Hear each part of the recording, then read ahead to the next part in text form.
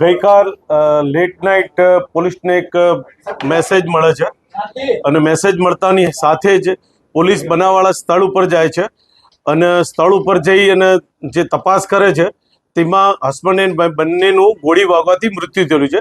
આમાં હકીકત એવું છે કે એનઆરઆઈ ટાવર છે વસ્ત્રાપુરમાં. એનઆરઆઈ ટાવરમાં 5મા માળે 502માં આ ઘટના ઘટી છે, જેમાં આખામાં મરણ જનાર છે રાજેશ્વરી બા યશરાજસિંહ ગોહિલ છે અને બીજા છે યશરાજસિંહ દુર્ગેશસિંહ ગોહિલ. આ બંનેનું ત્યાં મૃત્યુ થયેલું છે. આમાં હકીકત એવું છે કે સૌ પ્રથમ આ બંને કપલ પોતાના કોઈ સગાને ત્યાં જમવા ગયેલા, જમીન પરત આવી અને પોતાની મધરને મળીને પોતાના બેડરૂમમાં સુવા ગયા. એ દરમિયાન અચાનક એમનો છોકરો મધરના બેડરૂમમાં આવીને કહે છે કે મારી રિવોલ્વરમાંથી ગોળી છૂટી ગઈ છે અને મારી વાઈફને વાગી છે, આપણે એને હોસ્પિટલ લઈ જવી પડશે. આ હકીકત જણાવતા મધર અને એનો દીકરો બંને જ્યાં બેનને ગોળી વાગી છે બેડરૂમમાં આવે છે. એ દરમિયાન એમના દીકરાએ 108ને ફોન કરેલો હોય છે.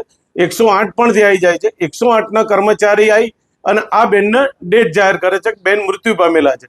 એ ડેટ જાહેર કરતા 108નો કર્મચારી બેઠક રૂમમાં જઈને પોતાના કંટ્રોલ રૂમમાં જાણ કરવા જાય છે કે ભાઈ આ બેનનું મરણ ગયેલું હોય, પોલીસ મોકલી આપો.